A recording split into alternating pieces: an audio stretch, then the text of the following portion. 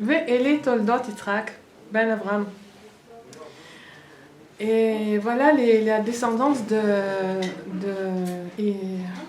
Yitzhak ben Avraham, Avraham au livre de Yitzhak. Voici la descendance de Yitzhak ben Avraham. C'est Avraham qui a été Molidat Yitzhak. Pourquoi est-ce que la Torah a eu besoin de dire que c'est Avraham qui a engendré Yitzhak? Parce que les Litzané adorent, c'est-à-dire les moqueurs de la génération, ils disaient oui, mais tout le temps qu'il était marié avec Sarah, Avraham, et pendant 100 ans, elle avait 90 ans, il n'a pas eu d'enfant. Maintenant elle s'était faite kidnapper dans la maison de Avimelech, elle a eu un enfant. Donc ils ont déduit que cet enfant-là, il venait d'Avimelech. Alors ça, c'était les moqueurs qui disaient ça. Alors la Torah vient et elle porte témoignage que c'est Avraham qui a engendré Yitzhak. Alors qu'est-ce qu'il a fait à Kadosh Baruch Hu pour pas qu'il y ait de doute? Il a fait que son visage, il ressemblait comme deux gouttes d'eau avec Avraham. Et alors on dit, maintenant, quand on se moque de quelqu'un, on dit une plaisanterie. Et puis après on dit non, je rigolais. Mais quand on fait une plaisanterie, même il dit ça, Rabbeinu dans le Sefer, dans le Sipur Maasiot, il y avait un endroit où il faisait des letzanout, et en fait c'était pas que c'était du mensonge. Quand il y a une moquerie, c'est pas que du mensonge. Donc quand il se moquait, c'était pas que du mensonge. Ça veut dire qu'il y avait quelque part où Abimelech, il était responsable, il avait une part là-dedans. Comment ça se fait? C'est que, selon le principe que Kol Amitpalel Achavero Ne'netrina, tout celui qui prie pour son prochain, il est répandu en premier. Étant donné que Avimelech n'avait pas d'enfant, il a demandé, parce que Akash Baruch Hu ne voulait pas qu'il ait d'enfant, il a demandé au tzaddik Ador, à Abraham Avinu, de prier pour lui.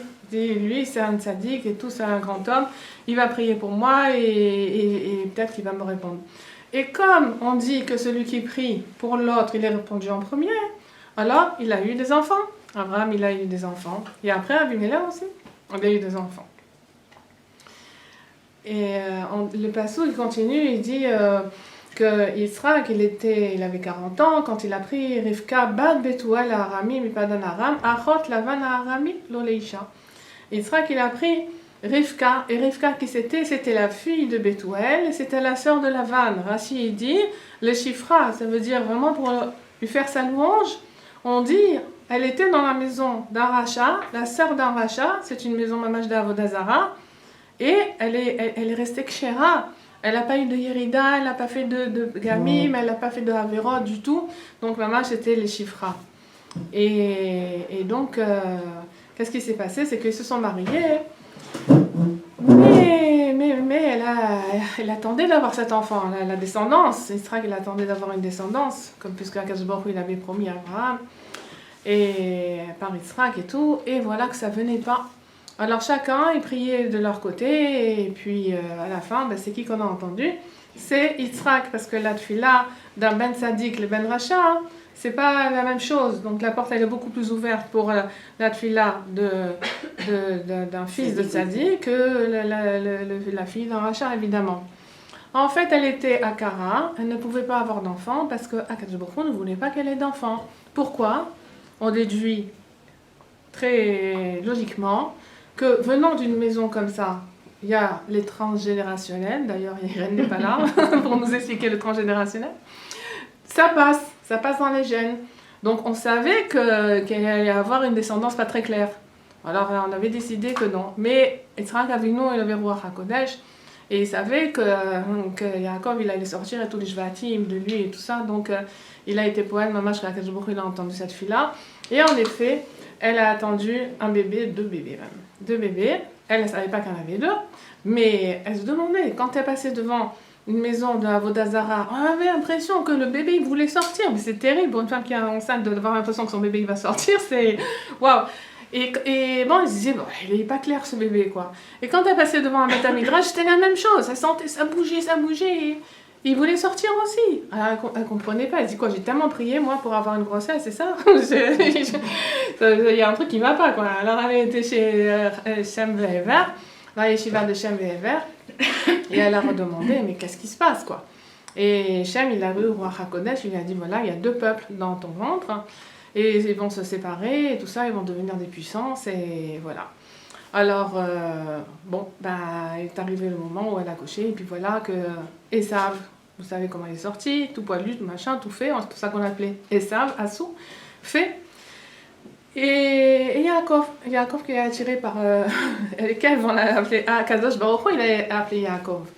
Et on ne dit pas que c'est ses parents qui l'ont appelé Yaakov, c'est Kadosh Baruch Hu qui l'a appelé Yaakov, parce que il l'a attrapé par le Kev, il l'a attrapé par le talon, voilà, parce que il voulait sortir en premier, c'était lui le Bechor en vérité. Quand il a été conçu, d'abord lui il est rentré, après ça. Donc lui il voulait sortir avant pour avoir aussi la Bechora Kedin. En fait, quand il a racheté la Bechora, le droit d'aînesse à Esav, ça lui appartenait, mais là c'était Mamash Kedin. Et Esav, il était tellement dingue, quoi, tellement rachat. Hein. Il n'y avait aucun tort dans lui. Si, un tout petit peu de tort. On va le dire après. Il y avait un petit peu de tort. Mais même dans le ventre de sa mère, c'est-à-dire, je suppose, parce qu'il y a écrit dans le Midrash qu'il buvait déjà dans le ventre de sa mère, il buvait le damnida de sa mère. Comment ça a pu se faire? C'est-à-dire, ça bougeait tellement qu'il devait faire des commandes de placenta. Et il se nourrissait de ce damnida pour dire à quel point depuis le ventre, il était mamash à Mishmor. Et donc il est sorti Admoumi, il est sorti roux.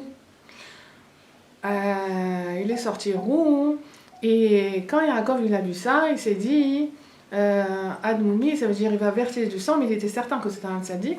Donc il va verser le sang de ceux qui ne sont pas dans la Torah. Il va les contrer, il va leur faire la guerre, il va être marniaotam, il va les soumettre. Donc lui, il était sûr que Esav, c'était un tzaddik, avec un père comme ça, une mère comme ça. Et Esav, évidemment, il lui tournait la tête, il lui demandait comment est-ce qu'on prépare, qu'il voulait tellement donner à Zdaka que même sur le sel, et même sur le foin, il voulait prélever le maaser, alors que c'est des khumrot que même pas on prélève le maaser. Et Yaakov, dans toute sa petite coûte, dans toute sa grandeur, il s'est trompé, Parce que, on va se demander comment, nous on est après tout les Mefarshim, et bon, on nous l'a dit 1000 fois, que ça, et puis on a vu, en plus avec le temps, que malheureusement, qu'est-ce qu'il a fait, ça avait tout ça. Mais lui, il était tout neuf, c'était un bébé, donc il ne voyait pas la différence, surtout c'était des jumeaux, mamage, des jumeaux identiques. Yaakov, c'est vrai que c'était une des 7 beautés du monde. Imaginez que Esav aussi, il était beau. Sauf qu'il était poilu, mais il était beau. Et jusqu'à l'âge de 13 ans, on ne voyait pas la différence entre l'un et l'autre. Ils étaient mamans jumeaux en tout et pour tout. Mais pour dire à quel point que Rabbi Nathan, dans les côtés à la route, même les tzadikim, gemurim, ils peuvent se tromper sur des intentions de personnes qui ont l'air de faire les choses, c'est Shem Shamaim. C'est-à-dire, c'est pas du tout évident. Yitzhak Avinu, c'était un grand tzaddik. Comment il a pu se tromper? Comment il a pu... Shmuel HaNavi, il a fait la même erreur. C'est-à-dire, vous savez, vous connaissez l'histoire de Shmuel HaNavi, et quand il a été chercher le roi, le nouveau roi d'Israël, Shaoul, il avait fauté, il n'avait pas écouté la parole d'Hachem qui lui avait dit de tuer Amalek. Et à ce moment-là, Akadosh Baruch Hu lui a dit à Shmuel, écoute, Nimaz Mimeno, je ne veux plus qu'il soit un roi, donc tu vas aller dans la maison de Ishal qui se trouve à tel endroit, tu vas aller et tu vas oindre mon nouveau roi. Alors il est arrivé dans la maison de Ishai et puis alors il a dit voilà, tu peux emmener tes garçons. Alors il a emmené ses enfants, évidemment. Il y avait le Bechor, Eliav, il était beau, il était grand, il était Mamash Malchouti, il était royal. Alors Shmuel lui s'est levé pour le oindre parce que c'était évident qu'il devait être le roi. Et Akadosh Baruch Hu, il a dit non, c'est pas lui. Allez, bon, ok. Alors, il n'y a pas un autre? Oui, il y a un autre. Et il en avait 6 comme ça, des garçons. Un après l'autre, ils étaient tous bien, tous beaux, tous grands, tous royaux, tout ce que tu veux, mais c'était pas ça. Alors, il dit, tu sais pas, c'est où? Ils sont tous là, tes fils. Pourtant, que je m'a dit de venir ici. il doit être ici, le roi d'Israël. T'en as pas encore, hein? Alors, Ishaï, il était un peu gêné parce que David, il n'avait pas une très bonne réputation. Son origine, elle était un petit peu douteuse. Il dit, oui, il y en a un là-bas, il est dans le champ, il est dans le verger, il fait perdre les moutons. Allez, emmène-le. Bon, alors, David, il arrive. Et quand Shmuel Navi le voit, il dit, mais il est Admoumi. Il est roux. Il est roux. Alors, il va verser du sang. Il n'avait pas la vamina que c'était lui. Alors Akadosh Baruch Hu, il a dit, mais tu te lèves pas devant mon roi. Alors il a dit, mais il va verser du sang. Il lui a dit, oui, mais comme Esav. Il lui a dit, même comme Esav, il va verser du sang. Il lui a dit, mais non. Lui, ça va être les Shem Shamanim Alpi, selon ma parole, c'est selon mon ordre. Esav, c'était il allait et tuer. Mais lui, non, il va aller selon mon ordre, il va être mon serviteur. Et il se levait, et il a loin David Ameller, et il dit, il avait la fiole d'huile, là. Oh, tiens, c'est Remka, plutôt. La fiole, elle s'est faite comme une couronne. Et l'huile qui est tombée, elle s'est faite comme une couronne autour de la tête de David Ameller. Et voilà, c'était le roi d'Israël. Il n'est pas rentré tout de suite dans ses fonctions. Il a attendu qu'on l'appelle, évidemment. Et tout simplement, il est retourné au pâturage. Il est retourné au pâturage faire perdre les moutons. Ça ne changeait rien en lui. Quand on lui dit, tiens, un pasteur, un berger, ou que tu es un roi d'Israël, ça ne changeait rien du tout pour lui. Parce que Zadvikut Bachem, son attachement à Kajvouchou, il était tellement aimé, tellement sincère, tellement que qu'il soit roi, qu'il soit berger, c'est méchané, que je fais perdre des moutons, ou que je dirige des moutons, que je dirige des hommes, c'est méchané. C'était David Ameller, il avait la maroute. Bekitsour. Alors c'est pas évident parce que les tzadikim Mamash Gedolim, ils peuvent se tromper, voilà. Yitzhak s'est trompé dans le mauvais sens et Shmuel il s'est trompé dans le bon sens, quoi, on va dans le contraire. Voilà, parce que c'est pas évident, voilà. J'ai trouvé que c'était extraordinaire cette nekuda, que même le tzadik il peut se tromper, c'est-à-dire que, et nous, Kalvachomer de Kalvachomer, c'est pas évident, il n'y a rien qui est évident. Il y a des gens que même dans le monde religieux, et ça, c'est un sujet dont Rabbi Nachman il parle beaucoup. Et c'est pas parce que des gens ils étudient la Torah parce qu'ils sont Kodesh Kodashim. Il dit justement, Esav, il peut être mitlabesh, s'incarner dans des gens justement, et il s'incarne dans des gens qui sont des rabbanim et qui sont justement, et c'est très difficile de faire la différence. Et c'est des gens qui font fauter, qui font des psakim de halacha, qui sont tordus, qui entraînent les gens dans Chaz Shalom. Donc il faut beaucoup faire de tfilot quand on va pour choisir un rav ou pour demander des halachot. Il faut toujours faire une fila avant de rentrer chez le rav, de demander. Que ce soit une question de hashkafa ou bien une question d'alimentation ou de kashrut, il faut toujours demander la siyata d'Ishmaïa. Que HaKadosh Baruch Hu, il me guide vers le bon rêve et que tu l'inspires et Bono Shalom à me donner la bonne réponse. Parce que c'est pas évident, il n'y a rien qui est évident. HaKadosh Baruch Hu, il faut qu'il nous guide dans tout ça. Et voilà, alors il y a aussi, je sais qu'il y a aussi des mouvements extrémistes, tout le monde les connaît, mais ils ont l'air vraiment de vouloir voir, maman je faire le Rasson, Hachem et tout, mais dernièrement on a des expériences avec ces gens extrémistes, qu'ils peuvent en arriver à faire du Lashon Hara, vers du Motsisem Shemra, à déchirer une personne pour avoir raison. Et à côté de ça, les man Hashem, on va faire du Lashon Hara, on va faire du Moshe Shemra, on va pas aller être bodek, bémet, si la personne a la raison, si elle a tort, Alors, bon, c'est vrai que quand on est proche du tzaddik, il donne ce discernement, le tzaddik il donne ce discernement de voir clairement c'est qui est un tzaddik et qui est un rachat. Et ils peuvent avoir des périodes, des barbes, des trucs, et moi j'en ai vu, bémet, Donc il faut beaucoup prier qu'Akadosh Baruch Hu il nous guide vers les personnes qui sont amitiyim et qui sont vraiment des tzadikim amitiyim. Alors, Yitzhak, il a vieilli et puis ses yeux ne voyaient plus tellement. D'accord, ses yeux, sa vue s'est assombrie. À cause de quoi? À cause, de l'encens que faisaient brûler ses belles-filles, c'est-à-dire les femmes de Esav. Esav, il avait pris deux femmes mais qui était mamash dans la Vodazara. Et il faisait tellement brûler des encens dans la maison que Israël, il était devenu aveugle à cause de l'encens, de ces fumées. Et de deux, on a fait exprès pour que Yaakov il puisse prendre les brachot, c'est-à-dire qu'il ne reconnaisse pas Yaakov et qu'il puisse lui faire les brachot. Alors il a demandé un repas. Oui, il a demandé à Esa. Et pourquoi il voulait lui faire la bracha? Pourquoi il voulait lui faire la bénédiction sur la parnassa à Esa et pas à Yaakov? Parce que lui, il était tellement dans le olam de l'harmonie, tellement dans le olam du émet, tellement tout était clair, tout était net devant lui. Donc pour lui, Esav, il va travailler pour Yaakov. Yaakov, le chef Alim, Yaakov, il est dans la tente, il étudie la Torah, c'est un tzaddik et tout.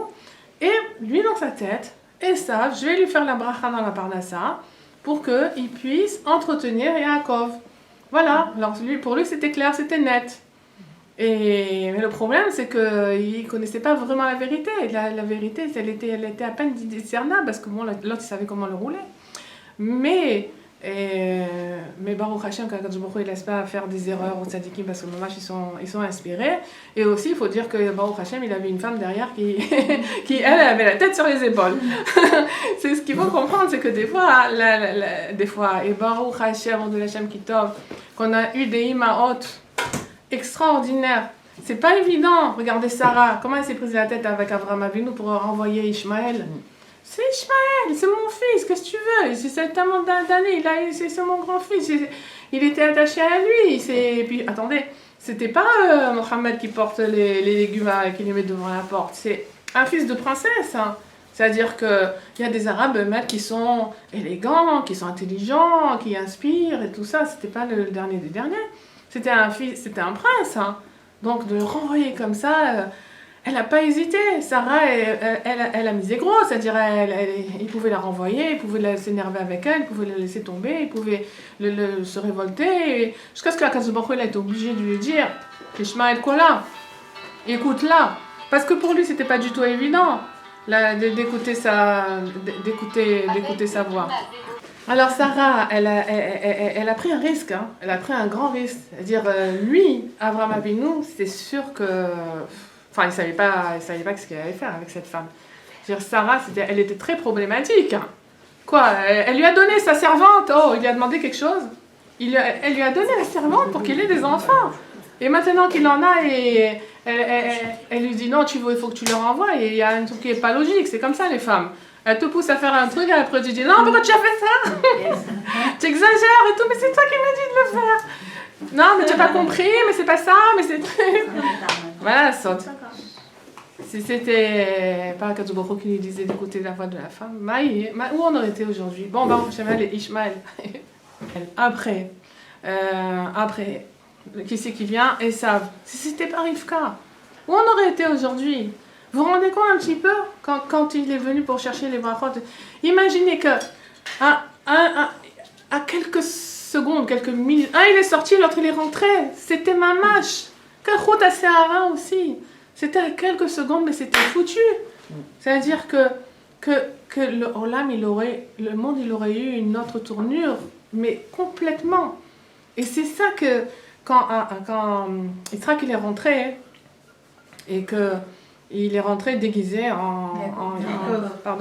Yaakov il est rentré déguisé comme Esav, il ne pouvait pas recevoir les brachot autrement. Parce que s'il serait venu comme ça, avec le chapeau, la khalifa de Kol Alman et tout, il serait venu voir Israël, il aurait dit bon ben voilà, alors je suis là pour les brachot. Il dit mais que va retourner au Kolel, toi. C'est par là, ça c'est pas pour toi. Toi tu n'as pas c'est pas pour toi. Tu es dans la Rochaniou, tu es dans le sceau de ta Torah, qu'est-ce que tu as besoin de bracha pour la parnassa, Michla? Il y a quelqu'un qui va s'occuper de toi, les autres ils vont s'occuper de toi. Ça aurait été à vous. Et alors il a fallu qu'il se déguise pour prendre avec ruse les brachot, parce que c'était pas possible. C'est comme ça. C'est pourquoi? Parce que Rivka, elle savait très bien quel était le teva, quelle était la nature de Esav, il allait pas aider son frère, ça c'est sûr que non. Il allait pas l'aider, c'était pas son intention du tout, c'était pas dans son intention d'être Omer les Ovdei Hashem et tout. Donc elle savait que c'était obligé que Yaakov, lui, il prenne les brachot. Hein. Et pour ça, il fallait se déguiser, avoir les mains de Esav, Akol Kol Yaakov, Yadaim Yedei Esav. C'est comme ça, on est obligé, même en tant que Ben Torah, on est obligé d'avoir les mains de Esav et de faire une ishtadlout dans la parnassa pour l'avoir. C'est obligé, c'est comme ça. Et quand il est rentré chez Yitzhak, alors Yitzhak, il a senti l'odeur du Gan Eden. Chakal Taporin, il a dit, waouh, regardez, sentez l'odeur des pommes, du jardin d'Eden, de mon fils, comment l'odeur de sa Torah, l'odeur de sa tzidkout, l'odeur de... Maman, il a senti l'odeur du Gan Eden. Et il lui a fait la bracha. Il lui a fait la bracha. À ce moment-là, juste quand il est sorti, c'est Esav qui est rentré. Et quand Esav il est rentré, et qu'il lui a dit « Lève-toi mon père !» Pourquoi il a eu un doute sur Yaakov? Parce que Yaakov il a dit « S'il te plaît mon père, voilà, est-ce que tu peux te lever? Je t'ai apporté à manger. » Il n'a pas l'habitude de Esav de dire « S'il te plaît ». Parce que quand Esav est venu, il a dit « Allez, lève-toi, allez, tu vas manger. » Là, il a dit « Mais c'est qui ça ?» Et pourquoi il a dit « C'est qui ?» Il a reconnu le subterfuge. Mais quand Esav il est rentré, Rashi dit il a vu le Gehinnom. Il a vu le Gehinnom à ses pieds. Mais il s'en était pas rendu compte avant? Non. À ce moment-là, il a eu Ruach HaKodesh. C'est pour ça qu'il a demandé qu'il lui apporte à manger. Il y a plusieurs façons d'acquérir le Ruach HaKodesh. Il y avait des prophètes qui avaient le Ruach HaKodesh quand ils écoutaient de la musique, ou bien quand ils étaient en transe, quand ils étaient dans... Et il y en a, c'est quand ils mangeaient. Alors, il savait, Yitzhak, que c'est pour ça qu'il lui a demandé de faire un bon marak, hachera, afi et tout ça, parce que la nourriture, elle a une force extraordinaire. La nourriture, tellement qu'elle peut être extraordinaire, elle a l'air d'être quoi? De la matière, après tout, avec des formes, des odeurs, des couleurs. Bon, ok, c'est normal et tout ça, mais on voit pas. Quand on voit des pommes de terre, quand on voit des pizzas, quand on voit du chou, tout ça, on voit pas la force qu'il y a dans ces choses-là. Mais il y a une force. Il y a une force qui est là. C'est un potentiel. Voilà. Soit, maintenant, la nourriture, elle est là pour nous faire tomber. Elle n'est pas là pour ça, hein. Non, mais si nous, on l'incurgite de façon gloutonne ou exagérée, ou rien pour le plaisir de kiffer, voilà, ouais, super et tout, bien, ou sans bracha, ou bien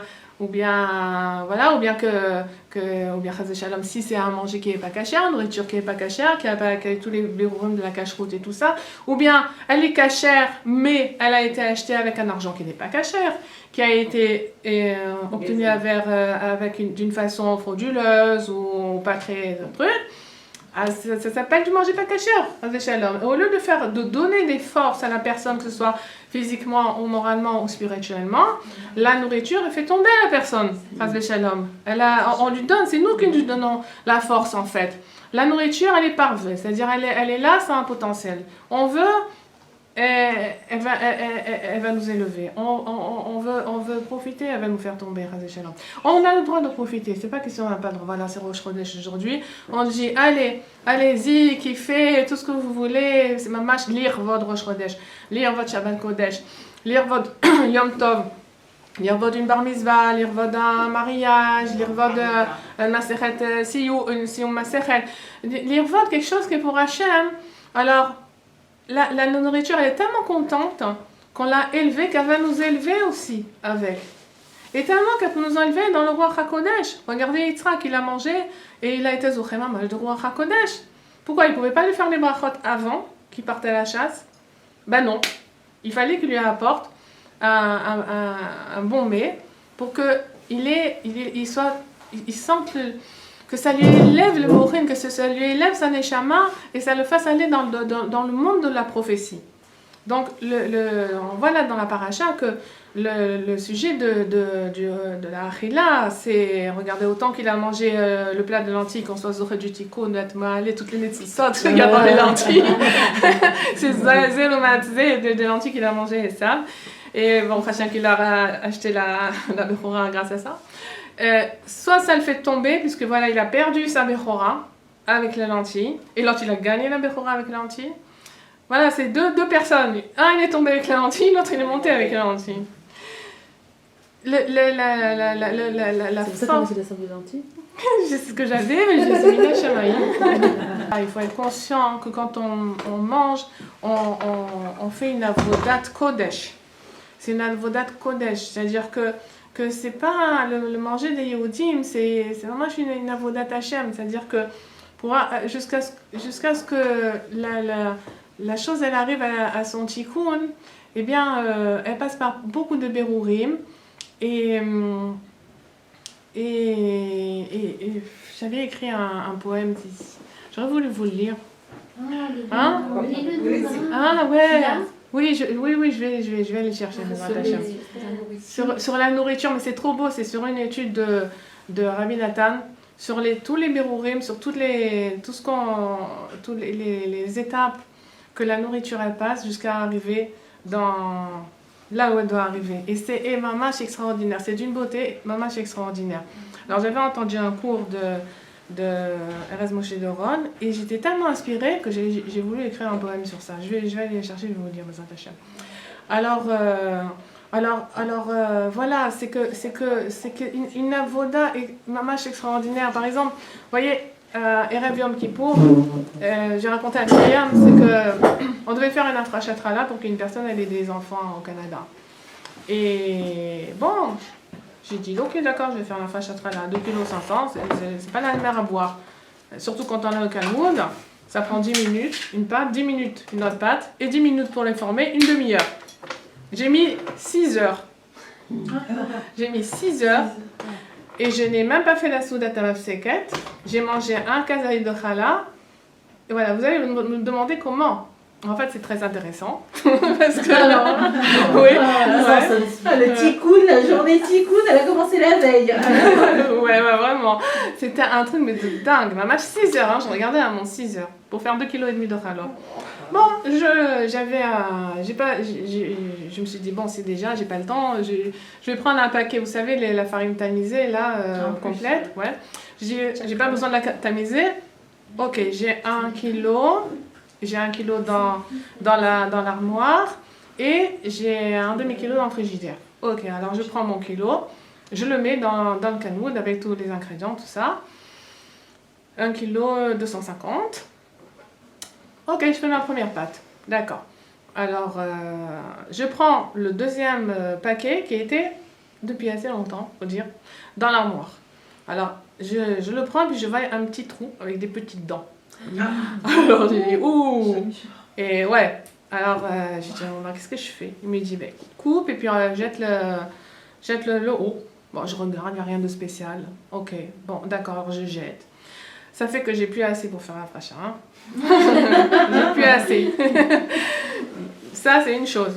Alors, je dis, bon, ok, j'ai dit à mon mari, tu peux aller m'acheter la farine, j'en ai pas suffisamment. Alors, il part et... Il oublie. Non, il revient pas. Il revient au bout de je sais pas combien de temps parce que toutes les épiceries étaient fermées. C'était la veille de Yom Kippour. Alors, top. Ok, il revient avec un paquet de farine blanche.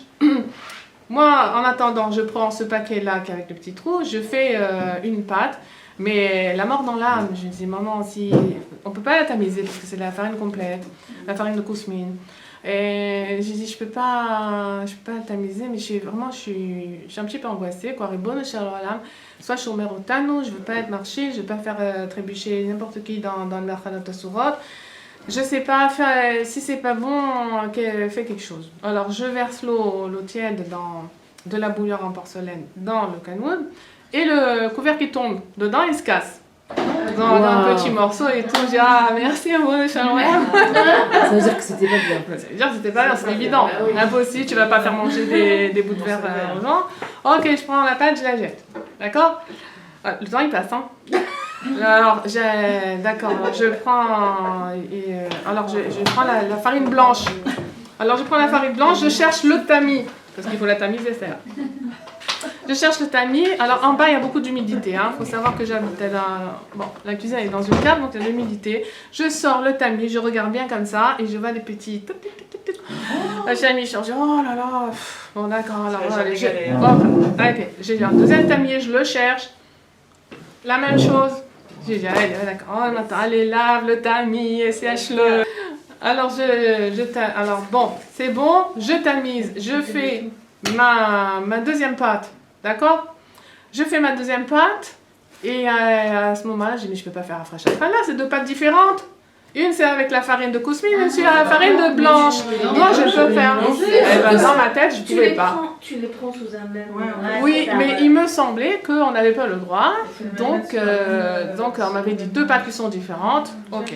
Alors j'ai dit, ah maintenant il faut que je fasse encore 1,5 kg de farine blanche. Et la montre tourne. Et j'en pouvais plus avec mes 3,5 kg. Hein? J'espère que voilà, elle a intérêt. Hein? Elle a intérêt. J'ai fini, il fallait après tous les former, les mettre au four et les trucs. Ma mâche a Adakat Nerot, j'ai éteint le four. Et j'ai allumé mes nérotes et voilà, j'avais mangé mon kazaït de pain et c'est le tamat seken de Rabbi Yom Kippour.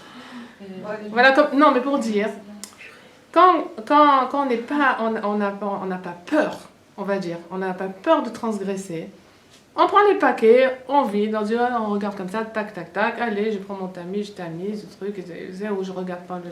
Et zéro, il y a l'aucun clone, c'est l'amour, voilà, on a fait une bracha, on a fait une afrachatrala, on a... Mais quand on cherche la petite bête, c'est le mot de le dire. On la trouve. Bah oui, dans mon site, moi, à chaque fois, je fais très attention, évidemment, même dans les produits de bouche créative, je fais l'abdika et je trouve. Alors je filme dans l'ail, je trouve, je filme. Alors à chaque fois je filme, je mets sur le site et je me dis bon, les femmes vont dire oh, celle-là. Créative des verres. Oui. Ah oui. Dans le chou surtout. C'était que des mouchons, des petits. Dans le fenouil. Pas des verres. Ah si, en été par exemple. Alors en été. Dans le chou-fleur, très attention. Alors le chou-fleur, j'y touche plus. Mais le chou. Il y a quelques années, j'avais, bon moi je regarde toujours, même de gauche créatif, donc j'ai regardé et j'ai vu des petits vers. Bon, le chou il était resté longtemps à l'air, on va dire. Et j'ai regardé et il y avait. Le problème, c'est vrai, c'est de ma faute, il était resté à l'air, à la chaleur, ok. Mais le problème, c'est que, et puis bon, dans les chassons, dans les laitues et dans les céleris et tout, il faut toujours voir, parce que eux, ils peuvent faire ils font ce qu'ils peuvent pour empêcher les vers qui naissent de la terre de naître, ok. Mais les moucherons et toutes les bestioles qui vont venir sur les côtés, ça, ils peuvent pas. Donc, mais le problème, c'est quoi? C'est que quand j'allais chez le légumier et que je voyais ces Yerushalmim, ces gens-là qui n'ont jamais touché ni le persil, ni le céleri, ni les chassons, ni cloum, jamais de leur vie, à cause de l'abdika, je les voyais acheter ces paquets et je leur demandais, vous faites abdika? Ils me disent, mais non, c'est écrit dessus que c'est bouche créative, ça là. Je dis, mais non, il faut faire l'abdika. Et Hachem Ishmor, tout ce que j'ai imprimé des affiches, j'allais les coller dans les rues pour dire aux gens de faire l'abdika, même des trucs de bouche créative. Ils sont pas très nutritifs aussi, il faut dire. Hein. C'est pas... Qu'est-ce qu'on a gagné maintenant? Il y a plein de produits et tout ça. Alors donc j'avais trouvé dans le chou, mais alors ils étaient minuscules. Ma mâche, ils étaient minuscules. Des verres, des tout petits. Maman, tout petits comme ça. On les voit à l'œil ou avec le microscope? Non, à l'œil. À l'œil, mais c'est en album. La loupe, il y en a qui cherchent. Moi. Et quand j'ai vu ce chou, quand j'ai vu ce chou-là, qui était avec des tolaïm, c'est-à-dire que c'est sûr que si on ne fait pas l'abdika, on ne va pas les voir. Ça, c'est certain. Et si on ne fait pas l'abdika, ma mâche beretzino.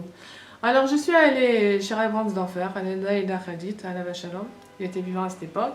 Et je lui ai dit, voilà, regardez, vous donnez le Hersher d'Aïda Haredit, vous rentrez des trucs de gauche créatif dans les magasins avec le Hersher d'Aïda Haredit, et regardez ce que j'ai trouvé. Alors, je lui donne le chou, et je lui dis, ben voilà, regardez. Alors, il regarde dans tous les sens, il me dit, je vois rien. Alors, je prends le chou et je lui montre, là. Il me dit, ah ouais, je vois. Il me dit, bah, t'as de bons yeux. J'osais pas lui dire que maintenant, là, il a vu lui aussi. Donc, il aurait pu le voir aussi. Puisqu'il a vu maintenant, il aurait pu le voir aussi. Alors, j'ai fait la guerre. Je suis allée à la truc de la cache-route de l'Aïda Haridé. Je me suis fait incendier. Mais c'est pas grave, c'est que quelques mois après, ils ont sorti le chou. Avec la Eda Hariti, le chou, voilà celui-là, là. Ils font les bdicotes et puis ils le vendent coupé avec la Sous bdika. vide. Sous vide, voilà. En tout cas, c'est pour notre bien, c'est-à-dire de faire les bdicotes, c'est pas pour... oh là là, c'est cavette, tout est cavette, c'est vrai, tout est cavette. Mais si on veut arriver à avoir des avanot de Torah, des compréhensions de Torah, alors il y a écrit dans le Torah qu'il faut faire attention à toutes ces bestioles-là. Parce que le but de ces bestioles, c'est les tam-tam et talev. C'est de boucher le cœur. Alors après, on ouvre un sefer, on commence à bailler, et puis on voit rien de spécial, et puis bon, et on le ferme, et puis voilà, il n'y a rien qui rentre dans mon cœur, il n'y a rien qui bouge, tout est la même chose, j'ai pas envie de ci, j'ai pas envie de ça, on n'a rien. Mais il faut savoir que ces bestioles-là, elles sont très dangereuses pour la neshama. Ça veut dire que c'est pour notre bien qu'Akadosh Baruch Hu nous a donné la Torah, c'est pour notre bien qu'on fait les bdikot, c'est pour notre bien, c'est tout, c'est notre bien le pain. Alors à chaque fois qu'on fait des efforts, c'est pour nous, hein. C'est pas pour Hachem, c'est pour nous. C'est les Shem Shamaim si on veut, mais les Shem Shamaim pour nous. C'est nous les premiers profiteurs de notre avoda. Alors, la nourriture, c'est très très important parce qu'elle peut nous faire arriver à des madrigotes extraordinaires. Et maman, c'est extraordinaire. Il faut pas avoir peur de... C'est vrai que c'est frustrant, on ne peut pas aller dans tous les restaurants, on va y avoir des beaux gâteaux de pâtisserie. Qu'est-ce qu'on aura envie de les acheter? Mais... ah non, c'est pas vraiment la cache-route que je prends. Et je suis les œillères, ok, je suis les œillères, je vais rien qu'à Géoula, mais à Charim, j'ai pas envie, je vois tous ces catering-là. Oh, je peux pas, bon bah attends, je retourne à la maison et puis je me fais mon petit poulet, et puis bon bah voilà, c'est tout, il n'y a pas le caf de s'asseoir au restaurant, c'est pas grave. Mais au moins, j'ai été chômeur, c'est comme un korban. À chaque fois qu'on se retient d'aller dans un restaurant que le hercher, il est pas super, ou bien que les gens, on voit que même pas, ils ont des kippotes. Même si on va dire le hercher, il est bien. Mais les gens qui travaillent à l'intérieur, ils vous font des salades et machin et tout, mais ils n'ont pas de kippote. Ils ont pas de... Comment on peut manger dans un endroit comme ça? C'est l'oshaya, c'est problématique. Donc il faut savoir que le oré, il est là pour nous aider. Mamache, il y avait une énergéticienne qui m'avait dit un sol très important. Mamache, un secret qui m'a beaucoup aidé. Elle a dit le manger, il est là pour nous aider. Il est content quand on lui donne des forces. Mais si jamais on mange plus qu'il ne faut, alors toute cette quantité qu'on a mangée en plus, la nourriture, elle ne peut pas nous apporter, parce que jusqu'à une certaine quantité, elle nous a apporté de l'énergie. Si on dépasse la quantité, la nourriture attire son énergie de nous donner de l'énergie. Si on en a mangé trop, elle a besoin de cette énergie, elle va venir la prendre de nous, cette énergie. C'est le Rambam qui dit ça. Même Rabbi Nachman dit ça. Elle vit, c'est de la vitalité, ça va devenir nous. C'est nous, quand on mange, la façon dont on mange et qu'est-ce qu'on mange et tout, ça va devenir nous. Donc, que d'aille de manger d'une manière posée, de manger du manger trié et pas n'importe quoi. Alors, jusqu'au Ruach HaKodesh, Baruch Hashem, et il y a tellement à parler sur le sujet de la achila, de la nourriture, que mamash c'est des yehudim. De manger, c'est faire des yehudim. Vous savez, c'est des yehudim, c'est une unification. Quand par exemple, il y a le haut, il y a la rouchaniyot, la spiritualité, et il y a le bas, il y a le matériel, d'accord? Et faire un yehud, c'est rapprocher les deux et les unir. Ça s'appelle faire des yehudim. C'est donné aux tzadikim, ils savent quand ils font des yehudim, ils descendent la présence d'Akadosh Baruch Hu dans la matière, ça s'appelle faire des yehudim. En fait, quand on mange, on fait des yehudim. Puisque cette matière-là, à partir du moment où c'est tout dans la cache-route et l'argent est dans la cache-route et nous on est dans la cache-route, au moment où on fait la bracha, la bénédiction sur l'aliment et qu'on mange avec la kavana, que cet aliment il va nous donner des forces pour faire Avodat Hashem, si ce n'est pas dans un moment comme Rosh Chodesh ou Shabbat ou quoi, pour pouvoir lui donner un temps de Kedusha, à ce moment-là, on unit la rouchaniyut avec la gashmiyut, on unit le spirituel avec le matériel. Et ça s'appelle faire un yichud, ça s'appelle faire une unification du haut et du bas. Et kedai même de dire bepshitut quand on va manger les shem, yichud, kusha, berechu, shrente. Je fais ça pour l'unification du nom d'Hachem et de la shrina. C'est bien de s'habituer, Rabbeinu il dit, c'est bien quand on fait des mitzvot et tout, on donne un zaka, on fait un teilim. Au moment où on va aller faire la mitzvah, qu'on dise les shem, yichud, kusha, berechu, shrente. Que ce soit pour l'unification d'Akadosh Baruch Hu avec la Shekhinah. Et là, à ce moment-là, notre avoda, elle monte très très haut. C'est quoi la phrase qu'il faut dire? Les Shem Yichud Kudsha Berichu Ushchinte. C'est écrit dans tout le Et c'est ça que Yitzhak Avinu voulait faire. Il voulait inclure, quand il a demandé à Esav un aliment, il voulait inclure la force de Esav dans la spiritualité, par le fait qu'il va manger. Il voulait faire un Yichud Mamash pour élever Esav. Et donc, quand il est rentré, il a senti l'odeur du Gan Eden, il était content, tout ça, de lui faire la bracha. Et quand Esav il est rentré, alors il a vu le Gehinom. Il a vu le Gehinom et il a eu très très peur. Vaïcharad, Harada, Gedola, Meod. Il a eu une peur incroyable quand il a vu. Et à ce moment-là, il a dit, il est béni, il restera béni. Parce qu'à ce moment-là, il a compris que Esav, maman, c'était pas ça. Qu'il n'allait pas aider son fils, qu'il n'allait pas aider Yaakov, tout ça. Il a eu peur que pour quelques secondes, il allait renverser le destin de l'humanité. Parce que si Chazvé Shalom, il aurait eu donné la bracha, la bénédiction à Esav, le monde, il aurait été dans un état Hashem Yishmor aujourd'hui. Imaginez que Hitler, le Halem d'Israël, il aurait eu des moyens, mais il aurait détruit le monde entier. Celui-là qui est descendant d'Amalek, qui est descendant de Esav, Shelon Neda. Et ça, il a vu Yaakov. Yaakov, il a vu. Rashi, il n'avait pas vécu la Shoah. Et pour dire qu'il a vu la Shoah. Et Rabbi Nathan non plus, il n'avait pas vécu la Shoah. Pour dire que, voilà, c'est ça qu'il a vu. Je pense que c'est ça qu'il a vu. Parce que qu'est-ce qu'il a dit, Esav? Il y en a voulu énormément à Yaakov, qui lui a volé, il a pris Bédine, la bracha, et il a dit, je le tuerai. Voilà, il a décidé qu'il allait tuer Yaakov. Et ça, c'est Rivka qui l'a su par Ruach HaKodesh. Elle a su ce qui ont comploté dans son cœur. Et il a dit quand passeront les jours de Evel de son père, il tuera pour pas lui faire de peine, on va dire. Et hier soir, j'étais en train d'essayer de trouver des chidushim sur la paracha. Et puis, bon, vous savez, on a bien entendu des cours aussi sur Internet. Alors, j'ai écrit Parashat Toldot. Et je sais pas pourquoi c'est venu, un reportage sur Treblinka. Et j'ai dit, tiens, je vais aller voir. Parce que, comme j'avais lu il y a pas longtemps le sort de Breslevers de Varsovie, qui ont été déportés à Treblinka, alors les qui sont morts là-bas, et spécialement pour Rav Yitzhak Breiter, qui a été assassiné là-bas avec sa femme et ses 10 enfants. Lui qui était un grand Rav de Breslev, qui a fait des milliers de chassidés Breslev en Pologne. Donc à l'âge de 55 ans, il a été déporté là-bas. Et c'était très très impressionnant parce que c'était deux hommes vieux aujourd'hui qui allaient sur place et qui racontaient voilà ce qu'il y avait là. Donc c'était très... jusqu'à 2h du matin, j'ai vu ça et je me suis dit, ouh là là, j'ai pas, qu'est-ce que j'ai fait au lieu de chercher le chidouche, voilà sur quoi j'ai regardé ça. Puis après, je me suis dit, mais c'était ça le chidouche. En fait, c'était ça le chidouche. C'est ça Esav. C'est quand il a dit, je vais le tuer Yaakov. C'est ça. Il est arrivé au moment que Akadosh Baruch Hu, il a dit à Asir Panaï, je vais cacher ma face. Il a dit, je vais pas le faire devant mon père pour pas qu'il ait mal, mais je vais le tuer. Et donc il est venu, il a tué, il voulait tuer tout l'homme Israël. C'est tout ce qui est écrit dans la Torah, c'est vrai, c'est Emet Le'amito. Donc si c'est rapporté ici qu'il a pensé tuer, donc c'est quelque chose qui allait se faire, là, allez-nous. Et quand est venu le moment de Asir Panaï, Akadosh Baruch Hu, il a caché sa face, alors Esav, les descendants de Esav, donc Amalek, et ils sont venus et ils ont tué, mais ils ont tué que la moitié, parce qu'il y avait 12 millions et ils ont tué 6 millions.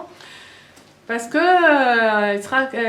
Yaakov Avinu, il savait aussi, quand il a dit, je vais séparer les machanés, et Ve'aya Machane Lepleta, il sera sauvé, le deuxième Machane il sera sauvé, et c'est drôle qu'ils disent Machane, parce que Mamash, quand c'était à la Shoah, il parlait de Machane, ils disent le Machane, le deuxième il restera, et de là, ça tout repartira. Donc on va commencer à mettre la mytho et tout ça, c'est, comme j'avais commencé à dire, que c'est Imaot qu'on a, Baruch Hashem, tout ça, c'était grâce à l'intuition de Rivka. Rivka, elle a senti que la vérité, elle a fait une folie elle aussi. Comme Sarah Emeno, elle a fait une folie. Elle a déguisé son fils, tout ça c'était un subterfuge. Et si Yitzhak il se serait rendu compte, comme il a dit à Jacob, mais il va me maudire, au lieu de recevoir une bénédiction, je vais recevoir une malédiction. Elle lui a dit, oh là là, je prends sur moi, t'inquiète pas. Elle a couru un risque très grand, Rivka. On parle des Imaot et de Tzadikot et comme elles ont couru des risques très très grands. Et n'en parlons pas de Rachel aussi qui a couru un risque, qui a mis sa sœur à sa place et tout. Et risquait de perdre son mari, tout simplement. Elle a trompé, comment? Elle vient lui met sa sœur à la place alors qu'il a travaillé pendant 7 ans pour elle. C'est quoi cette histoire? Il aurait pu la répudier avant même de se marier avec elle. Donc elle a couru des risques. C'est une marotte qu'on a eue. Tout ça, c'est avec l'intuition. Elles ont senti, mamash, qu'est-ce qu'il fallait faire au Beit Ratzon. Elles étaient prêtes à perdre le Shalom Bayit pour la Tova de leurs enfants, pour la Tova de Am Israël. Et bon, elles ont perdu Nissa. Parce que quand il faut faire du Messiro Nefesh, il faut faire du Messiro Nefesh. Donc il faut suivre son intuition. Il ne faut pas avoir peur de suivre son intuition. Quand notre intuition elle nous dit une chose elle est cachère, une chose elle n'est pas cachère, il faut suivre l'intuition parce que Kadosh Baruch Hu, il a donné une bina yetera à la femme. Il a donné une intuition qui est très spéciale, une compréhension qui est très spéciale et que l'homme n'a pas. Donc quand une femme elle ressent quelque chose, c'est cachère, c'est pas cachère, c'est pas cachère. Il n'y a que elle qui peut savoir. Et à Kadosh Baruch Hu.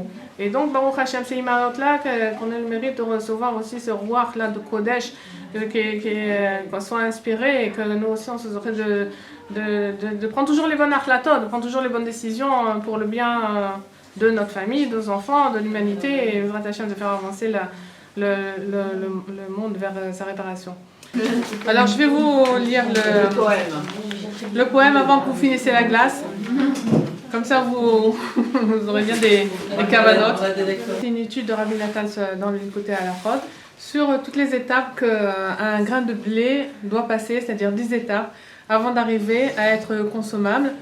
Et une fois qu'il est consommable et consommé, voilà là où il va arriver. Non seulement le grain de blé, mais je pense d'une manière générale, tout ce qui s'appelle alimentation. L'histoire du petit grain de blé. Il était une fois un grain de blé qui se trouvait dans un sac de blé. C'est trop chou. C'est joli, hein? Ça me rappelle notre jeunesse. Il discutait avec ses compagnons sur le but de la vie autour d'une tasse de thé. Le but, c'est de grandir, de s'épanouir, d'atteindre de hauts degrés. Une discussion mondaine si intéressante et si inspirée. Vient le paysan qui, se saisissant du sac de blé, le charge dans un sourire. L'histoire commence. Notre grain ému se prépare à grandir. Mais, sitôt élevé dans les airs, il se retrouve né par terre sans mot dire. Que se passe-t-il? J'étais si bien au chaud avec mes compagnons à rire. Et maintenant je me retrouve si seul, abandonné, perdu dans la nature. On m'avait promis grandeur, joie et bonheur, satisfaction et aventure. Je suis à présent dans le froid, m'enlisant dans la terre comme c'est dur. Je pensais m'épanouir et mon corps se désagrège comme une mouture. Descendre pour remonter plus haut, je suis perplexe, mais la vie me le prouvera. Du fond de ma détresse, aux limites de l'espoir, l'envie de vivre renaît en moi. De la décomposition quasi totale, une sève de vie remonte en moi. Je sens une force décuplée, une renaissance, je suis en émoi. Le regard vers le haut, je suis en attente, progressant pas à pas. Puis arrive le jour où ce monde obscur n'était qu'une antichambre, un pas vers l'éclosion, le soleil, la lumière, les couleurs et l'éclat, la beauté sans fin d'un monde de senteurs, de vibrations, de joie. Moi qui croyais n'être qu'un grain de blé esselé, je me vois décuplé, une belle tige élancée donnant naissance à d'autres grains de blé. Me voici multiplié par 10, 20, 30. Je suis enfin comblé. Oui, tout valait la peine. La discussion autour du thé était bien vraie. Mais voici qu'à ce moment sublime, la faucille s'approche et me fauche. Fini la danse, le chant, les sifflements du vent. Ça n'était qu'une ébauche. Je gis à nouveau semblable à tous les autres, emporté par le coche, consolé d'avoir donné la vie, mais inquiet car je sens ma fin proche. Mais ce n'était qu'une crainte, rien qu'une étape à passer. Enfin libéré de ce qui m'encombrait, de ces écorces sèches, enfin débarrassé, l'essentiel inutile sans cesse recherché se révèle, couronne du passé, je me dirige vers le but, l'ultime, mais enfin je suis déconcerté. Me voici écrasé, bafoué, perdant toute mon identité, réduit à une poussière blanche, sans forme et sans fierté? Qu'adviendra-t-il de moi, ce moi qui n'est plus que volonté? L'attente est aujourd'hui mon lot jusqu'à ce que l'Éternel ait pitié. Voici qu'on me transvide, me mélangeant à d'autres compagnons. Qu'allons-nous faire tous ensemble, nous alliant avec compassion? L'eau des montagnes, le sel des mers, la levure des houblons, d'origines diverses, nous ne ferons qu'un, dansant à l'unisson. Étonné de ma nouvelle forme, je me vois grandissant, m'épanouissant. Peut-être étaient-ce là les belles intentions de nos discussions. Mais pris dans mes pensées, me voici déposé dans un âtre brûlant. Une chaleur agréable me pénètre tout d'abord. Quelle douce sensation! Mais bientôt ce plaisir prendra fin. Quand trouverai-je la paix, passant tantôt par l'enfer du froid et de l'obscurité, celui où on est seul ou abandonné, ou même au seuil de la célébrité, le faucheur vient et coupe l'élan et la célérité. Ou tantôt, lorsque le feu du Guéhinnom semble nous exterminer, presque perdant courage, croyant le monde rempli d'iniquité, j'espère en mon salut, l'Éternel ne peut m'abandonner, et du fond de ma détresse, j'implore, sauve-moi, Dieu de pitié. Au-delà de toute espérance, me voilà devenu une créature accomplie, un peintre essaie de manière artistique, nourriture essentielle, source de vie, mon habit doré croustillant à tout un chacun donne envie. Je suis la fierté des mains qui m'ont formé et qui d'être m'ont permis. 10 étapes ont défilé depuis le petit grain de blé que j'étais, me laissant imaginer chaque fois que tout était fini et rayé. Jamais, au grand jamais, je n'aurais pensé ce que la vie me réservait, et si je l'aurais cru, c'est avec joie que je l'aurais passé. Croyant être arrivé à la perfection, dépassant toute imagination, me voici déposé sur un plateau en argent, aimé et regardé avec admiration. Mon parfum émanant à la lumière des bougies s'élève et se fond. Mon beau manteau blanc brodé de fil d'or termine la composition. Accompagné des anges célestes, le maître de maison entend un chant. Bienvenue à vous, messagers du Très-Haut. Allez en paix, nous bénissant, sur une coupe de vin, cette lueur du monde futur sanctifiant, puis élevant ses mains vers la sphère sacrée, il bénit l'Éternel Tout-Puissant. Et moi, bercé par toutes ces mélodies sacrées, n'imagine pas le moindre instant que prendra fin ce rêve aimé. Le couteau s'avançant, me tranchant, je suis encore une fois broyé, à l'obscurité réduit, presque au néant. Une partie de moi se sépare vers le bas, résidu du monde de l'instant, tandis que l'énergie sublimée, produite de toutes ces transformations, se dirige vers le cœur et l'esprit de l'humain dans ses saintes intentions, et lui donne les forces de chanter, d'étudier et prier avec concentration. Moi, le petit grain de blé, me suis élevé au rang de l'homme par mon abnégation. Mais plus encore, grâce à mon courage et ma persévérance, résistant au creux de la vague, confiant en Dieu dans l'espérance, je reconnais aujourd'hui que tous ces pas vers le raffinement m'ont permis de m'inclure dans l'Ensof, la prière, le firmament. Il a traduit. Non, je l'ai imaginé. Après cette étude de Rabbi Nathan qui explique comment la personne avant d'arriver à son tikkun, elle est obligée de passer par des aliyot et des yeridot, des aliyot et des yeridot. À chaque fois, elle croit qu'elle va mourir, qu'elle va plus, cette fois-ci, elle va pas y arriver. Mais en fait, c'était une étape qui était essentielle pour arriver encore à une autre étape, encore une autre, pour arriver à être quelque chose d'idéal et parfait. C'est une escape de Voilà, je vous souhaite Chodesh Tov U'Mevorach, avec beaucoup de joie, Bezrat Hashem, que ce soit un bon départ et qu'on Bezrat Hashem, qu'on soit Mekadesh et toute la nourriture. On pense à ça ce mois-ci, Bezrat Hashem, être Mekadesh et Bezrat Hashem.